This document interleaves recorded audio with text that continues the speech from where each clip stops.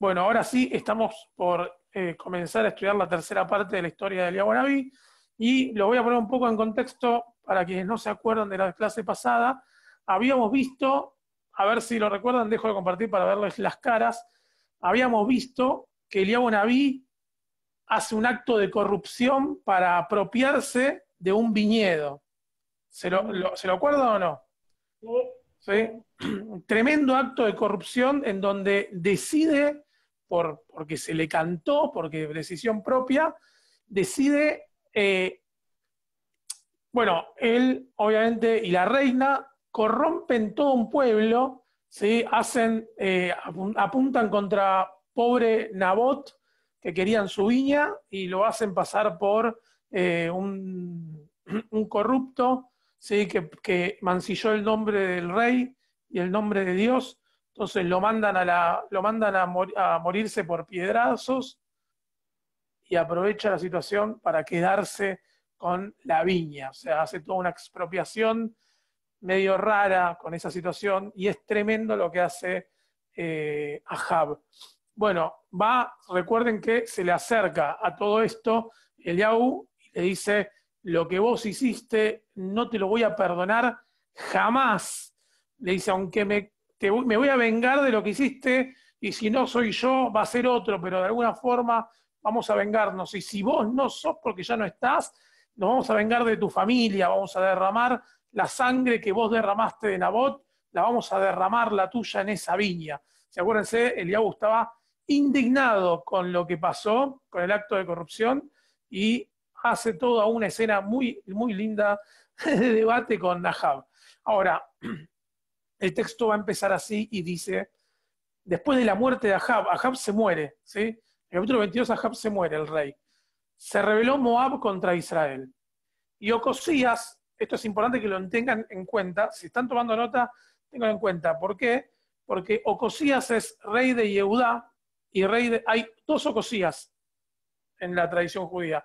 Uno es rey de Yehudá y otro es rey de Israel. Más o menos casi en simultáneo. Yo les voy a decir cuál es cuál. Acá Ocosías es el hijo de Ahab, ¿sí? Ocosías, que toma el reino cuando Ahab se muere, cayó por la ventana de una sala de la casa que tenía en Shomrom, en Samaria. Se cae por la ventana, ¿sí? Del palacio. Y estando enfermo, envió mensajeros y les dijo: vayan y consulten a Baal-Zebub, el dios de Ecrón, si voy a sanarme de esta enfermedad. ¿Sí? Se ve que se le rompió todo, Ocosías. Entonces el ángel del Señor, un ángel, ¿sí? Habló con Eliyahu a Tishbi. Eliyahu el Tishbita sería, como que viene de la ciudad de Tishbi. Con Eliyahu a Tishbi diciendo: levántate y subí a encontrarte con los mensajeros del rey de Shomrom y diles: ¿no hay Dios en Israel que vas a consultar al Baal-Zebub, dios de Ecrón? Como diciendo: ¿por qué tenés que ir a consultarle a otros dioses? ¿No tenemos acaso un dios en Israel? ¿Sí? Ya un acto otra vez de celos del dios de Israel. Pero aparte es interesante porque recuerden que la semana pasada habíamos visto eh, cómo cómo Eliyahu Anabí demostraba la superioridad de Dios frente a los 450 profetas del Baal. ¿Sí? Entonces, bueno, mataron a 450 profetas del Baal, pero ahora están yendo a ver a otro Dios, ¿sí? A Baal-Zebub, Dios de Cron. Por lo tanto, así ha dicho el Señor: del lecho en que estás no te vas a levantar jamás, sino que ciertamente morirás. Y Eliyahu se fue. Y cuando los mensajeros se volvieron al rey, les dijo: ¿por qué volvieron? ¿Por qué vinieron tan rápido? Y ellos le respondieron: encontramos a un varón que nos dijo: vayan y vuelvan al rey, que los envió, y díganle que así ha dicho el Señor: ¿no hay Dios en Israel que tú envías a consultar a Baal-Zebub, el dios de Cron? Por lo tanto, del lecho en el que estás no te vas a levantar, ciertamente morirás. ¿Sí? Como diciendo, un acto de celos, Dios le dijo: no, no te vas a curar. ¿Sí? Por ir a no buscar otro Dios a que te diga las cosas, no te vas a recuperar. Y el texto dice: y murió conforme a la palabra del Señor que había hablado Eliyahu. Reinó en su lugar Joram. Joram es el hermano de Ocosías, ¿sí? O sea, se muere Ahab, asume Ocosías, se cae por la ventana Con lo cual, ¿qué es lo que va a pasar? Se va a tomar el reino Yoram, el hermano. En el segundo año de Joram, hijo de Josafat, rey de Yehudá, porque Ocosías no tenía hijos. ¿Sí? Seguimos. Cambio de capítulo, esto es otro capítulo, dice así. Aconteció que cuando quiso, bueno, esperen, voy a volver un poco para atrás. ¿Por qué puse estos pequeños fragmentos de ese capítulo? Solamente para contarles que se muere Ahab, asume Ocosías se muere, asume Joram. ¿Sí? O sea, solamente para contarles que el rey actual del reino de Israel no es más Ahab, es Yoram, que es su hijo. ¿Sí? Ahora, hasta acá me siguen, ¿no? Bueno, ahora vamos a ver qué pasa con Eliyahu Nabí. ¿Por qué la tradición lo toma como Nabí? Esto es muy interesante.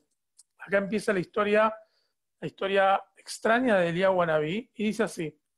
Aconteció que cuando quiso el Señor alzar es llevárselo al cielo, ¿sí? Alzar Eliyahu en un torbellino al cielo, Eliyahu venía con Elías de Gilgal. ¿Sí? Elías es como el segundo al mando de su grupo paramilitar. Acuérdense que Eliyahu tenía un grupo anárquico tremendo. Y dijo Eliyahu a Elías, quédate ahora aquí, porque el Señor me ha enviado a Betel. Y Elías le dijo, vive el Señor, vive tu alma, que no te dejaré, ¿sí? No te voy a dejar solo. Y descendieron pues a Betel. Y saliendo a Elías, los hijos de los profetas que estaban en Betel le dijeron, ¿sabés que el Señor te quitará hoy a tu Señor sobre ti? Y él le dijo, sí, lo sé, cállense. ¿Sí? Y acá hay dos cosas que tenemos que ver. La primera es, Eliyahu Nabí sabe que se va a morir. Elías es el segundo y no lo quiere dejar ir, o sea, lo acompaña a todos lados. Y lo tercero es importante es los hijos de los profetas. En hebreo es Bnei Neviim. Ya lo hablamos varias veces, y es, los hijos de los profetas no son un grupo profético. ¿Sí? No había profetas en cantidad. Son un grupo paramilitar, ¿sí? Un grupo anárquico que lo que quieren es destruir al reino de Israel y se llaman los Bnei Neviim. Los Bnei Neviim, grupo anárquico liderado por Eliyahu, y el segundo es Elías. ¿Sí? O sea, no piensen que todo esto es política, ¿sí? Política de la sanguinaria. Ahora, dice así, versículo 6. Y Eliyahu le dijo, te ruego que te quedes aquí, porque el Señor me ha enviado a Jordán. Y él le dijo, otra vez le dice Elías, vive el Señor y vive tu alma, que no te dejaré. Y fueron ambos al Jordán. Y vinieron 50 varones de los hijos de los profetas, o sea, vinieron 50 de ese grupo paramilitar, y se pararon delante, a lo lejos de ellos dos, ¿sí? Se pararon junto al Jordán. Como que estaban Elías y Eliyahu del otro lado del río, y del otro lado estaban los 50 hombres de ellos, ¿sí? 50 de esos hombres mirando lo que pasaba con Eliyahu y con Elías. Tomando entonces Eliyahu su manto, lo dobló, golpeó las aguas, las cuales se abrieron las aguas, así como Moshe. Se abrieron las aguas, perdón, porque yo me adelanté, le dije estaban del otro lado del río, todavía no estaban del otro lado del río, estaban los 52 todos juntos. Eliyahu abre las aguas, cruza caminando por lo seco, con Elías hasta el otro lado del Jordán, y se cierran las aguas. Y Eliyahu le dijo a Elías, pide lo que quieras que haga por ti antes de que yo sea quitado de ti, antes de que me vaya de acá, pedime lo que vos quieras. Y dijo Elías, te ruego que una doble porción de tu espíritu sea sobre mí. ¿Sí? ¿Qué le está diciendo? Si vos sos capo, yo quiero ser 100 veces más capo. ¿Sí? O sea, como medio que le está diciendo, ya que te vas, déjame al mando, pero con mucho más poder. ¿Sí? Dame más. O sea, quiero más de lo que vos tenés.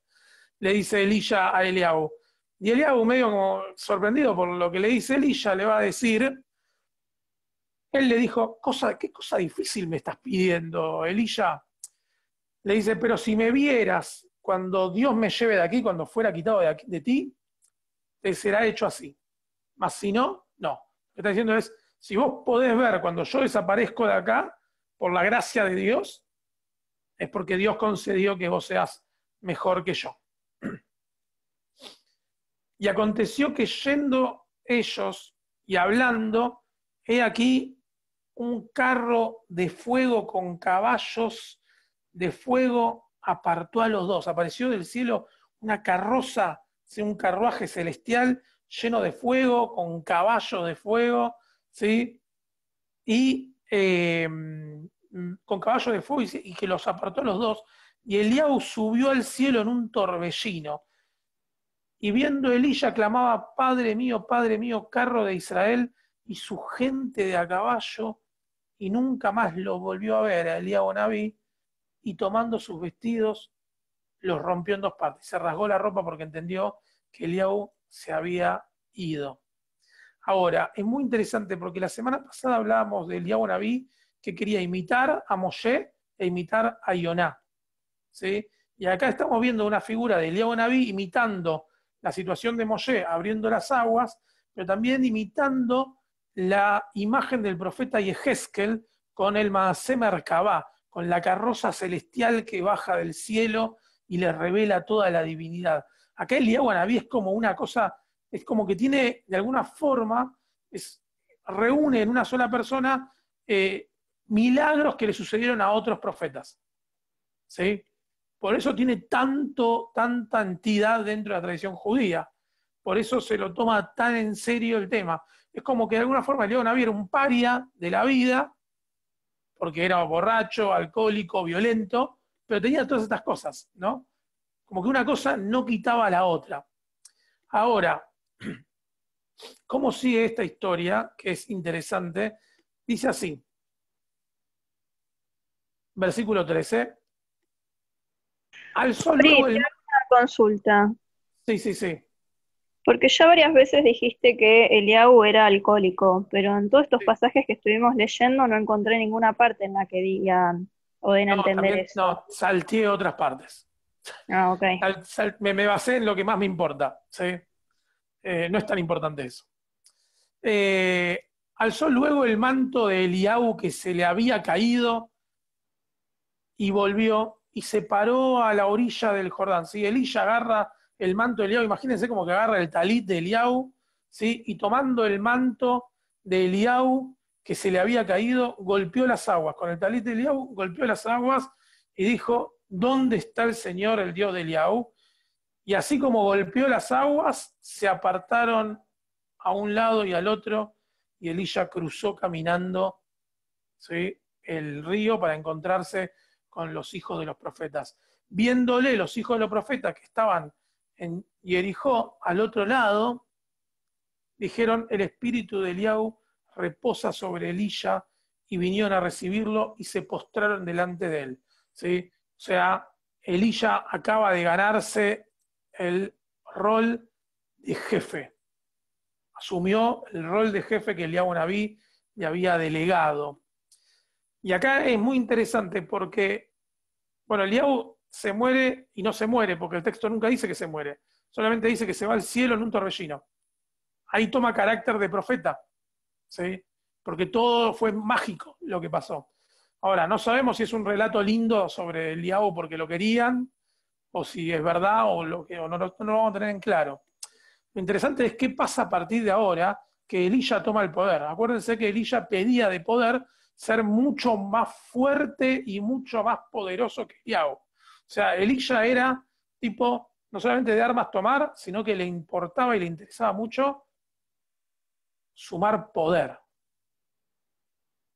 Entonces vamos a ver qué hace Elías con el poder que tiene. Una Y el texto, consulta.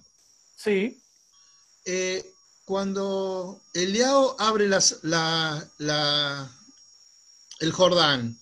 cruzan para un lado, después Elisa vuelve para el otro lado. Claro, dicen que él cuando se fue, Eliab Naví, el texto dice que Elías tomó el manto, golpeó el agua, el Jordán se abrió otra vez y lo volvió a cruzar, solo. ¿Sí? Ahora, vamos con la parte que sigue. Ahora, piensen que ahora Elías es el jefe. ¿Sí? ya cambió todo, Eliahu no está más, Elías es el jefe. Y el versículo 23 dice así, después subió de allí a Betel, o sea, Elías se fue a Betel, y subiendo por el camino, salieron unos muchachos de la ciudad y se burlaban de él diciéndole, calvo sube, sí, pelado botón, le gritaban a Elías. Y mirando él atrás, los vio y los maldijo en el nombre del Señor. Y salieron 2 osos del monte y despedazaron de ellos a 42 muchachos. Y de allí se fue al monte Carmel y de allí se volvió a Shomrom, a Samaria. ¿Sí? O sea, no sé si vieron lo que acaba de pasar.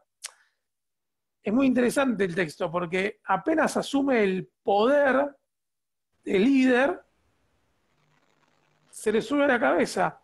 Está caminando por ahí, se acerca a un grupo de pibes, estamos hablando de niños, ¿sí? De adolescentes, pelado botón, ¿sí? ¿Y qué hace? Los maldijo. No sabemos qué maldición le dijo, pero hizo aparecer 2 osos que destrozaron a 42 pibes. ¿Sí? Una cosa tremenda. Imagínense si cada vez que uno le dice pelado al otro, el otro hace una cosa así, es una locura. ¿Sí? Ahora, esto sí claramente demuestra el poder que adquirió Elías y cómo le importa tener poder para sembrar de alguna forma el miedo, pánico y que la gente entienda quién era él. ¿Sí?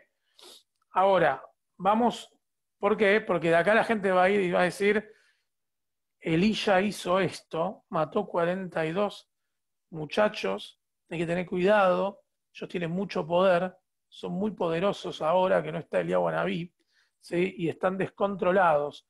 Eliahu Anabí parecía que los controlaba. Entonces ahí cambiamos de capítulo y dice así. Yo puse fragmentos de varios capítulos hasta que saltamos al capítulo supremo. Y dice así, una mujer de las mujeres de los hijos de los profetas, ¿sí? O sea, la mujer, la esposa de uno de los muchachos estos anárquicos, clamó a Elías diciendo, tu siervo, mi marido, se murió, o sea, uno de los tuyos se me murió, y tú sabes que tu siervo era temeroso de Dios, y ha venido el acreedor, sí, un prestamista, le habían pedido dinero a él, para tomarse 2 hijos míos por siervo, o sea, yo no le puedo pagar porque se murió mi esposo, era de tu grupo, era militante de tu grupo, y no puedo hacer nada. Y vino el acreedor al que le debemos dinero para llevarse a 2 hijos míos como esclavos. Y Elías le dijo, ¿qué te haré yo? Declarame qué tenés en casa, así decime, contame qué tenés en tu casa.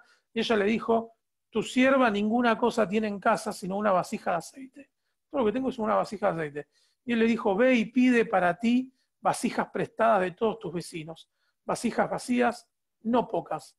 Entrá luego y enciérrate tú y tus hijos y echá en todas las vasijas y cuando una esté llena, ponla aparte. O sea, le dice, y empezó a echar aceite en las vasijas. Y se fue la mujer y cerró la puerta y cerrándose ella y sus hijos, ellos le traían las vasijas y ella echaba el aceite. Y cuando las vasijas estuvieron llenas, dijo a un hijo suyo, tráeme aún otra vasija. Y él le dijo, no hay más vasijas. Entonces cesó el aceite. Vino ella luego y le contó al varón de Dios, el cual dijo, ve y vende el aceite y paga a tus acreedores, y tú y tus hijos vivan de lo que les quede. ¿Sí? De alguna forma Elías le dijo, yo te voy a reproducir ese aceite que tenés. Pedí prestada vasijas, ¿sí? ¿Cuántos hay acá? ¿20 personas? Bueno, 20 vasijas, y agarra su vasija y empieza a tirar el aceite en cada vasija de cada uno, y la vasija de ella nunca se acababa, pero llenaba el resto.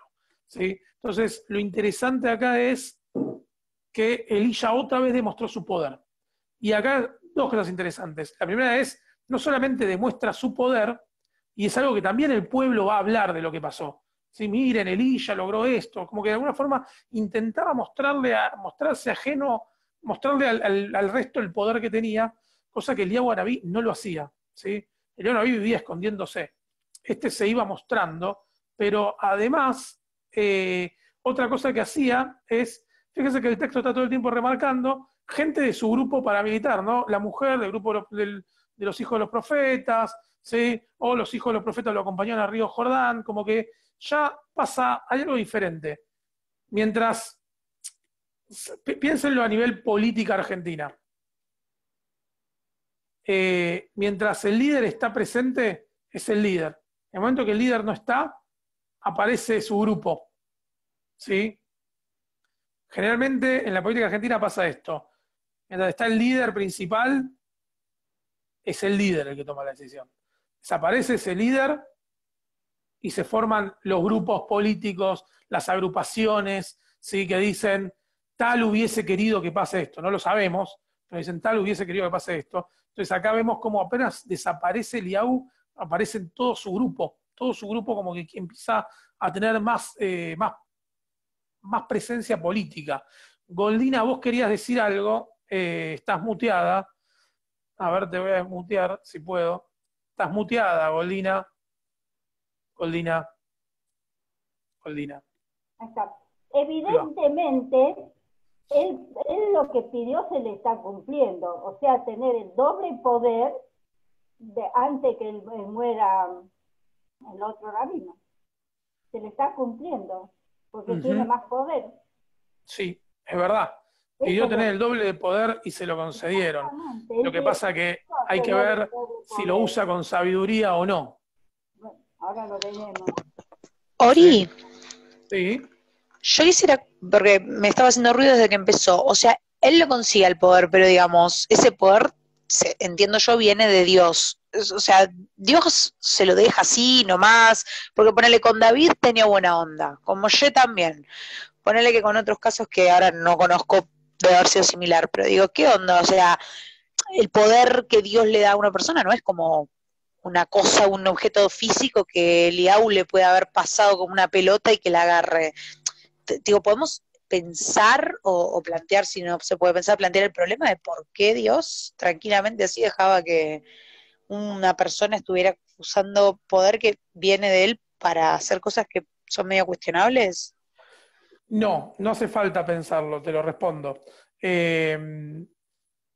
Todos estos textos son una visión subjetiva de diferentes procesos y situaciones históricas.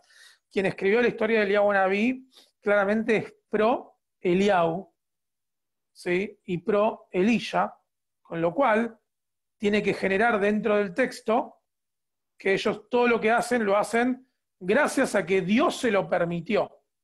En realidad no lo vamos a saber. O sea, nosotros no sabemos si las situaciones mágicas y poderosas que pasaron acá fueron porque Dios mandó algo o son exageraciones históricas, exageraciones de las historias para que el mundo más adelante diga, mirá lo que Dios opina del Eliyahu Naví. O sea, la historia la escriben los que ganan. Y ganó en esto el reino del Yehudá. La historia judía la ganó el reino de Yehudá. Eliyahu era del reino de Yehudá y anti-reino de Israel. O sea, todo lo que pase con Israel, los que escriben la historia van a querer que Israel quede mal parado y darle poder y entidad divina a por qué el reino de Yehudá está de pie. ¿Sí? Ahí vamos a ver, en 2 semanas vamos a ver la división del reino.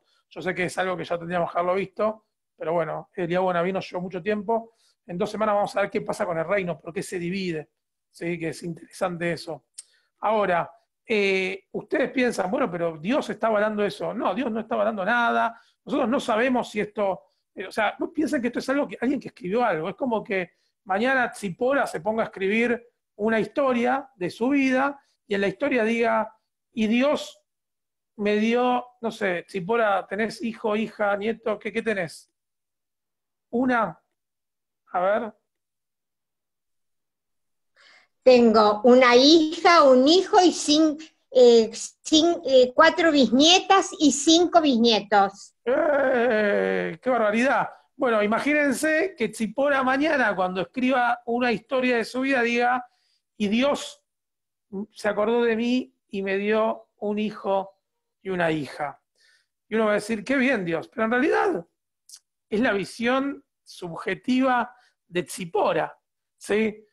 La respuesta real es, Tzipora tuvo relaciones con su esposo, ¿sí? No lo vamos a decir de manera tan burda, y tuvo 2 hijos. Ya está, no hay mucha más vuelta, ¿sí? Ahora, uno es cómo uno redacta la historia. Y acá en la redacción de la historia, Dios tiene que aparecer. Porque si Dios aparece, se está avalando esa historia. Si Dios no aparece, no hay aval en la historia. Ahora, siguiendo con la historia, dice así. Elías volvió a Gilgal, esto es el versículo 38 del capítulo que estamos viendo. Elías volvió a Gilgal cuando había un gran hambre en la tierra y los hijos de los profetas estaban con él, por lo que dijo a su criado: pon una olla grande y haz sopa para todos los muchachos. O sea, Elías era un líder, claramente era un líder de ese grupo, y mandó a hacer comida para todos. Ahora, capítulo 6, y acá arranca un gran capítulo, ¿sí? No, perdón, es el 9 gran capítulo. Capítulo 6, versículo 1, 2 y 3 dice así: los hijos de los profetas dijeron a Elías: he aquí el lugar en el que vivimos nos está quedando chico. Vamos ahora al Jordán, tomemos allí cada uno una viga y hagamos allí un lugar en el que habitemos. Y él dijo: vayan. Y dijo uno: te ruego que vengas con nosotros. Y él dijo: yo voy a ir. ¿Sí? Ya imagínense su grupo de anárquico, se la saca y dice: escúchame, ¿cómo se le dice? Nuestro local partidario nos está quedando chico. ¿Sí? Ya estar acá en el local partidario de Yerbal y Rojas no funciona más. Vamos a mudarnos a otro local más grande. Dice: bueno, alquilen un galpón ahí por el Jordán. ¿Sí? ¿Por qué les está quedando chico?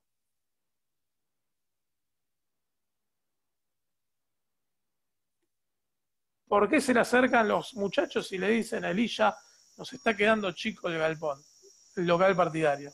Porque cada vez tienen más adeptos. Porque cada vez, dice Erika, porque cada vez tenía más adeptos. ¿Y cómo generó adeptos Elías? Con los supuestos milagros que hizo. Con los señales. Con milagros y con miedo. Ya está. Con milagros y con miedo generó adeptos, ¿sí? Y se le suma más gente que se acerca o porque espera que Elías le resuelva sus problemas. Ori, ¿de qué parte sacás el miedo? Bueno, mató 42 pibes porque le dijeron pelado, ¿sí? O sea, yo si me entero que un vecino de acá mató 42 personas porque le dijeron pelado, yo lo veo esperando el ascensor y bajo por las escaleras, ¿sí? Bueno, pero si leemos la historia, o sea, si seguimos la historia, es lo que hacían todos los que llegaban al poder, así que no es algo distinto. No, bueno, pero no estamos hablando de reyes, estamos hablando de un personaje. No, Elías, o sea, ni siquiera. Profeta son términos que le ponemos nosotros, pero estamos hablando de un personaje que tiene un rol diferente en la historia, no es un rey, ¿sí? Es un tipo que según la historia quieren derrocar al que ética y moralmente estaba mal, ¿sí? Porque quieren matar a Ahab porque corrompió la viña de Nabot, pero el chabón mató 42 personas, 42 pibes porque le dijeron pelado, botón. Entonces, es tremendo también la historia, y eso también genera miedo y preocupación. Genera miedo por dos cosas. En el momento que vos demostrás milagros, también sabés que también es bueno, lo vamos a seguir, pero también hay que tenerle miedo. No se olviden que Eliab Naví también le tenían miedo. Acuérdense que el mayordomo de Ahab, que era también de los seguidores a escondidas de Eliab, le dijo a Eliab que no confiaba tanto: escuchá, vos querés que yo me muera, ¿por qué me estás haciendo ir a hablar con el rey? ¿Sí? No confiaban tanto, ¿eh? Había una cosa de, bueno, los vamos a acompañar, no confiamos tanto, pero vamos a acompañar porque o los respetamos por miedo o los respetamos por los milagros que hacen. Pero no había una fe ciega en ellos, en muchos de ellos. Quizás sí en su grupo más cerrado y más íntimo, pero en el resto no sé si había tanta fe ciega con respecto a la lucha de Eliab y de Elías. Ahora, vamos a seguir, y acá empieza la parte más pesada de la historia. Y dice así: entonces el profeta Elías llamó a uno de los hijos de los profetas, agarra un pibe y le dice: vos, vení para acá. Y le dice: ceñí tus lomos, ¿sí? Sacá pecho. Tomá ahora esta redoma de aceite de tu mano, en tu mano, y vas a ir a Ramot de Galad. Y cuando llegues allá, vas a ver a Jehú, hijo de Josafat, hijo de Nimsi. Y entrando a donde está él, haz que se levante de entre sus hermanos. O sea, separalo y llevalo a la habitación, a la cámara, y tomá luego la redoma de aceite y derramala sobre su cabeza y decile así: Dios de Israel te ha ungido hoy por rey sobre Israel, y abriendo la puerta, echate a huir y no esperes, o sea, y volá de ahí. ¿Qué está haciendo Elisha? Elisha agarra a uno de los suyos, ¿sí? Y le dice, estoy pensándolo en términos políticos de ahora, Cristina lo agarra a alguno de los suyos y le dice, anda a hablar con Alberto y nombralo y decirle que él va a ser el elegido del partido, ¿sí? ¿Por qué? Porque todo el mundo espera que Elisha vaya y se ponga al frente de la batalla contra el reino de Ahab. ¿Qué está haciendo Elisha? Está mandando al muere a otro. Le dice Elisha, escuchá, yo no sé si tengo posibilidad de ganar o no, ¿sí? Como no sé si tengo posibilidad de ganar o no, vamos a buscar fortaleza desde otro lado. Vamos a unir fuerzas con nuestro peronismo más duro, ¿sí? Vas a ir a ver a Jehú, que es parte del ejército de Ahab. ¿Sí? Ahab tenía un ejército y Jehú era uno de los líderes del ejército, ¿sí? Que quizás tenía sus dudas para qué lado tirar. Entonces le dice, agarra a uno de los pies y dice, vas a ir a ver a Jehú y le vas a nombrar rey de Israel. ¿Qué? ¿Por qué? Porque el ungir a un rey, cuando vos ungías con aceite a alguien, lo estabas nombrando rey. Entonces le dice, vas a llevar esta vasija de aceite, lo vas a agarrar de entre todos los soldados, te lo vas a llevar a un costado, y cuando estés solos, le vas a tirar el aceite en la cabeza y le vas a decir, así quiso Dios, hoy sos Dios de Israel. Y le dice, y cuando terminás con eso, echate a huir. ¿Qué significa echate a huir? No se hacer cosa que Jehú no esté de acuerdo, esté a favor de Ahab y te corte la cabeza por lo que vas a hacer. Y después nos venga a buscar a todos. Así que hace eso y volá, salí volando de ahí. ¿Sí? Hay toda una cuestión de ir tramando y tejiendo por abajo las cosas para que nadie se vaya viendo. Esto es toda una, ¿saben qué es? Esto se llama conspiración. Es una conspiración y están viendo a ver si pueden lograr juntar adeptos militares. Y se levantó, el versículo 6 dice, y se levantó perdón, ¿dónde está? Versículo 4. Fue pues el joven, el profeta, a Ramot de Galad. ¿Por qué profeta? Porque nombra a alguien como rey, ¿sí? Cuando él entró, he aquí los príncipes del ejército que estaban sentados, y él dijo, príncipe, una palabra tengo para decirte. Y Jehú le dijo, ¿a cuál de todos nosotros? Y él le dijo, a ti, príncipe. Y él se levantó y entró en casa, y el otro derramó el aceite sobre su cabeza y le dijo, así dijo el Señor Dios de Israel, yo te he ungido por rey sobre Israel, pueblo del Señor. Herirás la casa de Ahab, tu señor, para que yo vengue la sangre de mis siervos y los profetas y la sangre de todos los siervos que del Señor de la mano de Jezabel. Jezabel, acuérdense, la mujer de Ahab. Y perecerá toda la casa de Ahab y destruiré de Ahab todo varón, así al siervo como al libre en Israel.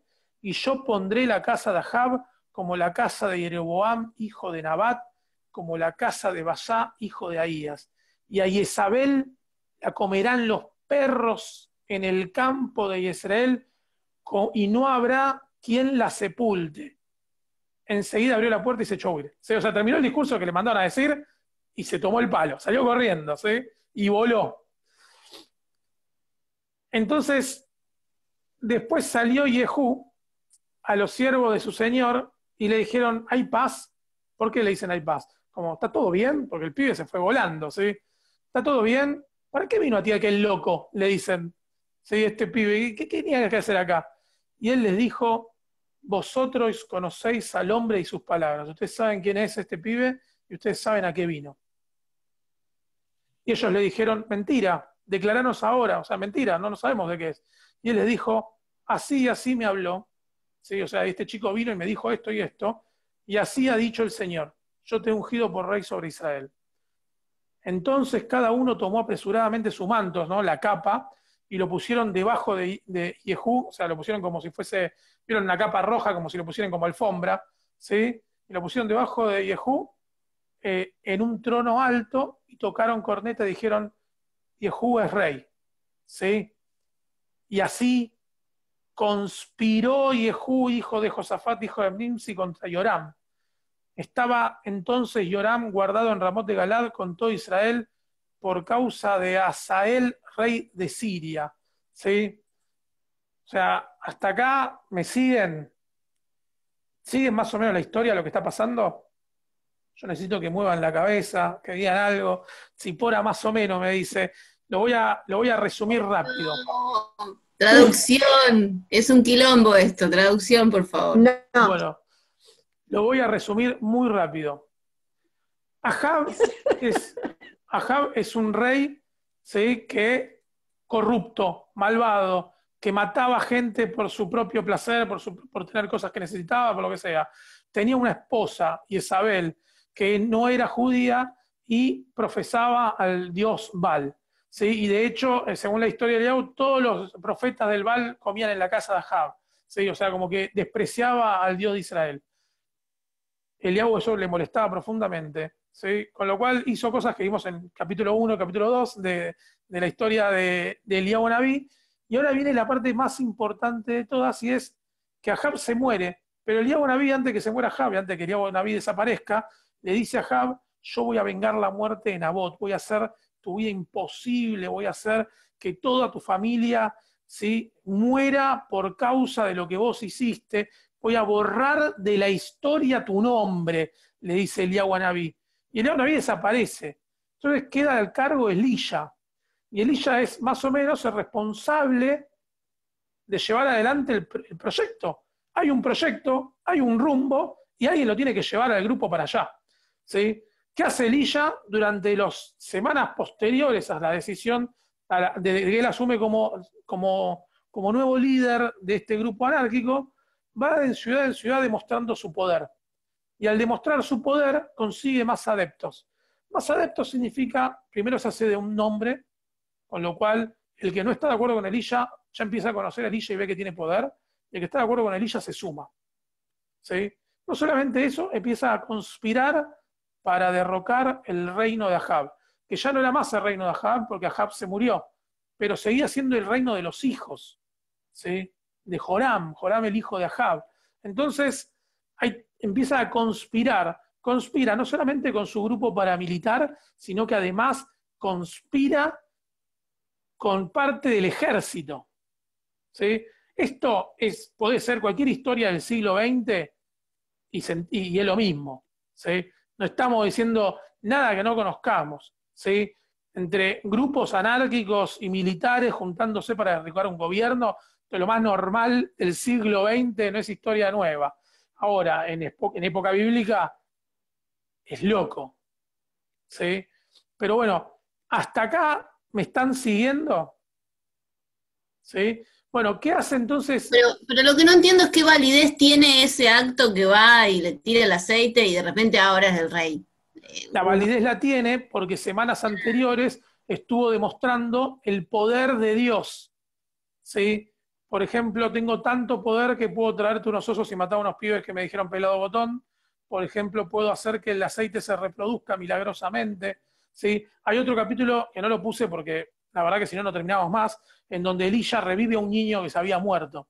¿Sí? Dice Elías que se le acuesta encima del niño y lo besa. Y el niño revive. Y en realidad, si uno lo piensa, le estaba haciendo respiración boca a boca. Pero lo reviven. Y en esa época era mágico. ¿Sí? Y era mágico. Hoy es RCP, ¿sí? Pero en esa época era mágico. Ahora, todas esas situaciones hacen que Elías tome poder. Entonces, ¿qué hace Elías? Aprovecha que tomó ese poder y ese renombre y manda a uno de los jefes del ejército, lo nombra rey. Y él, conociendo el poder de Elías, dice, bueno, esto debe ser verdad. Quizás Dios quiere que yo sea rey de Israel. Entonces me lo voy a tomar en serio. Y va a buscar a su grupo, a sus soldados. Y sabemos que cualquier líder de una facción del ejército, sus soldados lo siguen a muerte. ¿Sí? Entonces va, le cuenta a sus soldados lo que pasó y sus soldados le dijeron, Yehú es rey, vamos con él y lo bancamos a muerte. Hay una Entonces, acá ya Elías no solamente tiene a todo su grupo anárquico, sino que hasta ya consiguió los militares que van a luchar la pelea por él. ¿Sí? Toda una cuestión de conspiración tremenda, tremenda. De hecho, fíjense, el texto dice la palabra conspiración. ¿Sí? No es algo agregado. Ahora, ¿dónde estábamos? Versículo, me perdí. Ah, sí, así, 14, así fue como conspiró Jehú.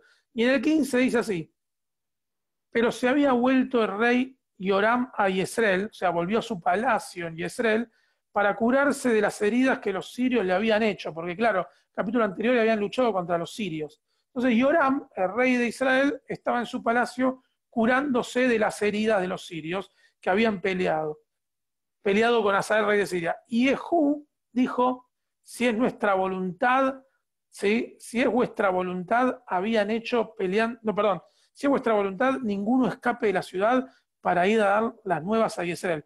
¿Qué hace Jehú? Es tremendo. Lo nombran rey, sale y le dice a sus soldados, me nombraron rey, sus soldados dicen, Jehú es rey, ¿y qué dice Jehú? Ahora que me declararon rey, que ninguno de esta ciudad salga con vida, salvo nosotros, no vaya a hacer cosa que vayan a buscar al rey Joram y le cuenten lo que ahora soy el rey. ¿Sí? O sea, que no le vayan a avisar lo que pasó. Entonces, sus soldados, bueno, se ocupan de hacer callar a todos. Y sigue el texto. Entonces Jehú cabalgó y se fue a Yezreel, porque Joram estaba allí enfermo. También estaba Ocosías, rey de Yehudá. Este es el otro Ocosías. Vieron que yo le dije que había dos Ocosías. Ocosías, rey de Yehudá, que había descendido a visitar a Joram. Había ido a ver cómo le había ido al rey de Yehudá. El rey de Yehudá había ido a ver al rey de Israel, a ver cómo le había ido en la guerra. Y el atalaya, el que mira desde la torre, ¿sí? El vigilante, que estaba en la torre de Israel, vio la tropa de Jehú que venía. ¿Sí? Venía todo el ejército de Jehú y dijo, veo una tropa. Y Joram le dijo, ordena a un jinete que vaya a reconocerlos y les diga si hay paz, o sea, si está todo bien. ¿Sí? Porque el atalaya no le podía, el soldado no le podía decir, veo una tropa, es de las nuestras, no es de las nuestras, veo venir de a lo lejos una tropa, un grupo de ejército. Entonces mandan a un jinete a averiguar quiénes son. Fue pues el jinete a reconocerlos y le dijo, el rey dice así, pregunta si está todo bien. Y Jehú le dice así, ¿qué tienes tú que ver con la paz? O sea, ¿cómo vas a decir que está todo bien? Volvete conmigo, ¿sí? Unite a mí, le dice. Y el atalaya dio aviso diciendo, el mensajero llegó hasta ellos y no vuelve. O sea, el mensajero se unió o murió, o lo mataron, no sabemos, pero no vuelve. Entonces envió otro jinete, el cual llegando a ellos le dice, ¿hay paz? Y Jehú respondió, ¿qué tienes tú que ver con la paz? Volvete conmigo, ¿sí? Unite a mí. Y el atalaya volvió a decir, también llegó a ellos y no vuelve, y el marchar del que viene, o sea, la forma en que vienen con los caballos, con todo, es como el marchar de Jehú, hijo de Nimsi, o sea, tiene la misma forma de pararse el ejército como el ejército de Jehú, que porque viene impetuosamente, o sea, vienen de una manera muy agresiva. Entonces Joram dijo, prepárame el carro. Y cuando estaba preparado el carro, salió Joram, rey de Israel, con Ocosías, el rey de Yehudá, cada uno en su carro, ¿sí? Y salieron a encontrar a Jehú, al cual hallaron en la heredad de Nabot de Yezreel, ¿sí? O sea, mandan un jinete a averiguar qué pasa con este grupo que está viniendo de manera intempestuosa y no vuelve el jinete. Mandan a otro y no vuelve, pero lo reconocieron cuando ya se iban acercando más, el atalaya lo reconoce y dice, no, me parece que es Jehú con todo su ejército, pero viene de una manera medio rara. Entonces, Joram dice, qué raro, a ver, prepárame el carro, voy a ver qué quiere. Y Ocosías, el rey de Judá, dice, bueno, te voy a acompañar. ¿Sí? Va cada uno en su carro, y ¿dónde se cruzan? ¿Dónde se encuentran? Laura, estás muteada. ¿En el viñedo? En la viña de Nabot. Y miren, el texto dice, la viña de Nabot. El texto sigue reclamándole a Ahab que esa viña no es de él. Se cruzan, o sea, viene un ejército, vienen los otros dos, ¿y dónde se cruzan? En la viña de Nabot. Entonces, bien de novela, de serie de Netflix. ¿Sí? Entonces, dice así, se cruzan en la heredad de Nabot. Y cuando vio Joram a Yehú, le dijo, ¿hay paz, Yehú? Y él le respondió, ¿qué paz con las fornicaciones de Jezabel, tu madre, y sus muchas hechicerías? Casi que le está diciendo, ¿qué paz, vos y la hija de tu madre? Sí, que qué sé yo, y no sé qué. Yehú, loco. Entonces Joram volvió las riendas del caballo y huyó. Se dio cuenta que venía todo mal y se escapa y le dijo a Ocosías, traición, Ocosías, nos traicionaron. Y se empiezan a volver. Pero Yehú entesó su arco, agarró su arco y flecha e hirió a Joram entre las espaldas, ¿sí? En el medio. Y la saeta salió por su corazón y la flecha le atravesó el corazón y él cayó de su carro. Dijo luego Yehú a Bidkar, su capitán, tomalo, ¿sí? Andá, agarralo y echalo a un extremo de la heredad de Nabot, ¿sí? O sea, que se muera en la viña de Nabot. Y acuérdate que cuando tú y yo íbamos juntos como agentes de Ahab, su padre, el Señor pronunció esta sentencia sobre él diciendo, ¿sí? ¿Qué está diciendo? Y acordate que cuando nosotros dos éramos soldados de Ahab, ¿sí? Eliyahu Anabí dijo, yo he visto ayer la sangre de Nabot y la sangre de sus hijos, dijo el Señor, yo te daré la paga de esta heredad. Dijo el Señor, tomalo pues ahora y echalo en la heredad de Nabot conforme a la palabra de Dios. Acuérdense que Eliyahu dijo que iba a morir ahí. Viendo esto, Ocosías, el rey de Yehudá, huyó por el camino de la casa del huerto, o sea, se fue por el camino de la viña de Nabot, y lo siguió Yehú diciendo, maten a este también, ¿sí? Claro, no es esa cosa que avisen Yehudá el levantamiento que está viendo en Israel y termine todo mal, ¿sí? Maten a este también, y lo siguió Yehú diciendo, herid también a este del carro, y le hirieron a la subida de Gur, o sea, cuando estaba subiendo el monte, junto a Ibleam y Ocosías huyó a Megiddo, pero murió allí. Llegó muerto a Megiddo, llegó a Megiddo tan mal herido que murió ahí. Y sus siervos le llevaron en un carro a Jerusalén, lo llevaron allí y lo sepultaron con sus padres a Ocosías en su sepulcro de la ciudad de David. En el 11º año de Joram, ¿sí? Hijo de Ahab, comenzó a reinar Ocosías sobre Judá. Eso es como un comentario que hace el texto para explicar de dónde sale este Ocosías. Ahora, vino después Yehú a Yezreel, y cuando Jezabel, la mujer de Ahab, ¿sí? Madre de Yehú, lo oyó, se pintó los ojos con antinomio, se maquilló, se preparó, ¿sí? Atavió su cabeza y se asomó por la ventana. Y cuando entraba Yehú por la puerta, ella dijo, sucedió bien a Zimri. Zimri es el otro jefe del militar que mató a su señor, ¿sí? Y le dice, alzando él entonces su rostro hacia la ventana, dijo, mira, o sea, imagínense esto, mata Yehú, ¿sí? Voy a ver si me ven acá. Yehú mata a Joram en la viña de Nabot. Hiere a Ocosías, rey de Yehudá, en la viña de Nabot, y llega muerto a Israel. A Yehudá, ¿sí? Mata a los dos reyes, Yehú. No solamente eso, va hasta el palacio de Yezreel, donde vive Jezabel, la mujer de Ahab, y mira hacia arriba, hacia la ventana de la reina, y va a preguntar, ¿quién está conmigo? ¿Sí? Pregunta así, ¿quién está conmigo? Entonces, dice así, ¿quién está conmigo? ¿Quién? Y se inclinaron hacia él 2 o 3 eunucos. Eunucos son los que protegen y los que cuidan a la reina, los soldados de la reina. Y él le dijo, échenla abajo. Y la echaron por la ventana. La agarraron a Isabel y la echaron los soldados por la ventana. Y aparte de su sangre salpicó la pared y en los caballos y él la atropelló. O sea, se cayó por la ventana, salpicó sangre por todos lados y él aprovechó que estaba con su carro y la pasó por encima varias veces, ¿sí? Y la atropelló. Entró luego y después que comió y bebió, entró, se relajó en el palacio nuevo de él, comió, bebió y dijo, vayan ahora a ver a aquella maldita y sepúltenla, ¿sí? Pues es hija del rey. O sea, bueno, se merece por lo menos que la sepulten porque es hija del rey. Pero cuando fueron a sepultarla, no hallaron más que ella la calavera, los pies y las manos. Y volvieron y se lo dijeron y él dijo, es que esta era la palabra de Dios, acuérdense que había dicho eso Eliau, es que esa es la palabra de Dios, la cual él habló por medio de su siervo Eliau a Tishbi, diciendo, en la heredad de Israel comerán los perros la carne de Jezabel, y el cuerpo de Jezabel será como estiércol sobre la faz de la tierra en la heredad de Israel, de manera que nadie pueda decir, esta es Jezabel, cosa que nadie la pueda reconocer. ¿Sí? Y ahí termina la historia de Eliyahu Hanabí. Es súper sangrienta, ¿sí? Es para hacer una película tranquilamente, es tremenda, es durísima. Ahora, ¿qué les pareció la historia? Zipora, estás muteada, Zipora, ¿eh? Zipora, estás muteada. Zipora, estás muteada. Ahí va.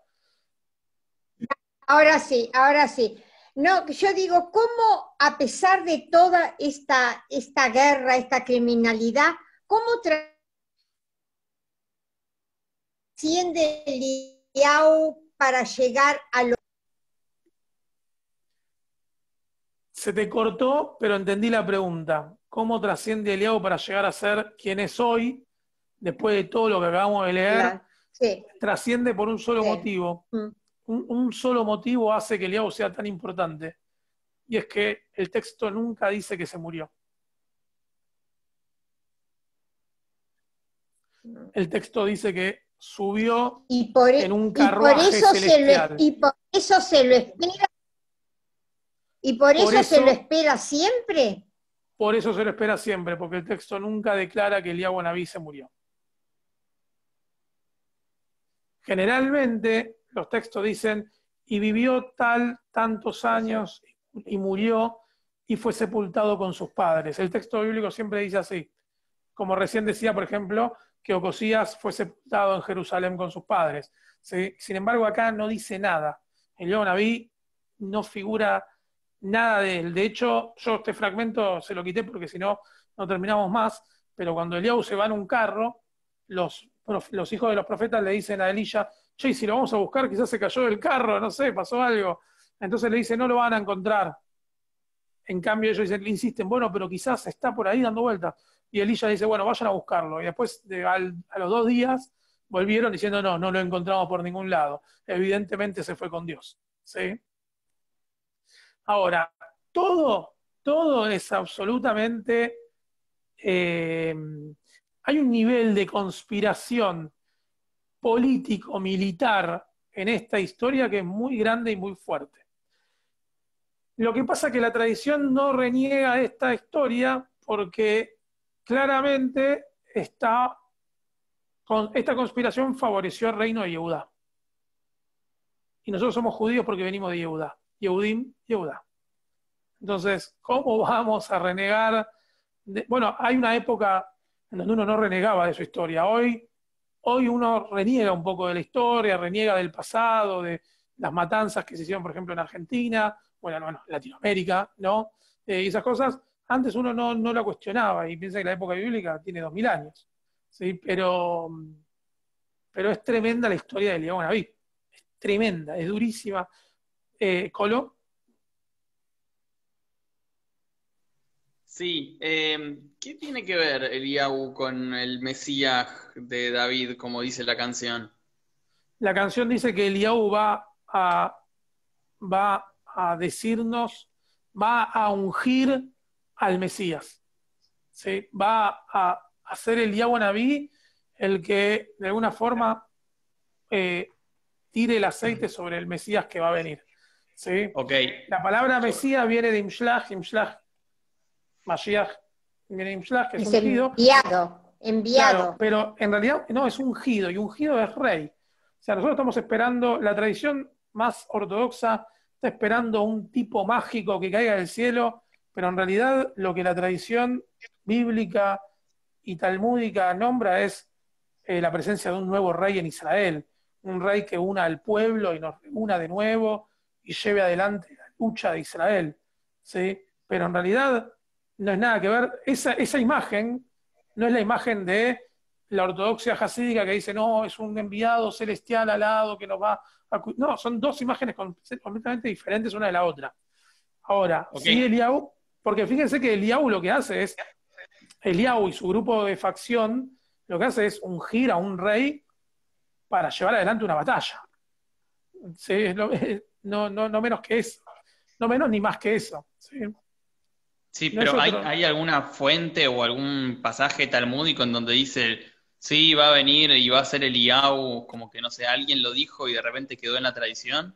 No, son mitos que uno dice, me levanté y soñé que Eliyahu Nabí nombraba al Mashiach. Y eso quedó plasmado en la historia. Y se corre, y se corre, y se corre. Como la mayoría de los mitos fundacionales. Y cuando los ortodoxos dicen que esperan al Mashiach, ¿a qué Mashiach esperan? Ellos esperan a un ser divino y alado, pero no es la imagen de Mashiach que en realidad deberíamos estar esperando. O sea, el Mashiach, pues la palabra Mashiach es ungido es el nuevo rey. Un nuevo rey tiene que salir desde el pueblo de Israel.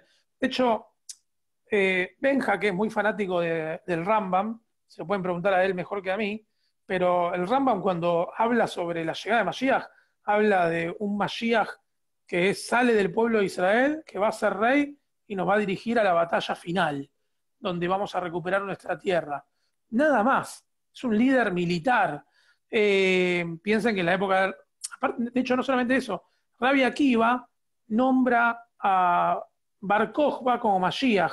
Por eso después la tradición lo llama Bar Kokhba Bar Kosiva, hijo del fraude. Porque Rabbi Akiva pensó que Bar Kokhba podía ser Mashiach. ¿Qué Mashiach? El líder militar que los iba a salvar de los romanos. ¿Sí? O sea, toda la tradición está esperando un líder militar. Los ortodoxos esperan algo más espiritual porque se cansaron de esperar un líder militar y porque vivir en Europa en la época del siglo XVIII, XIX, era muy dura y era más fácil creer en cosas más místicas y mágicas que tener la vida de mierda que tenían.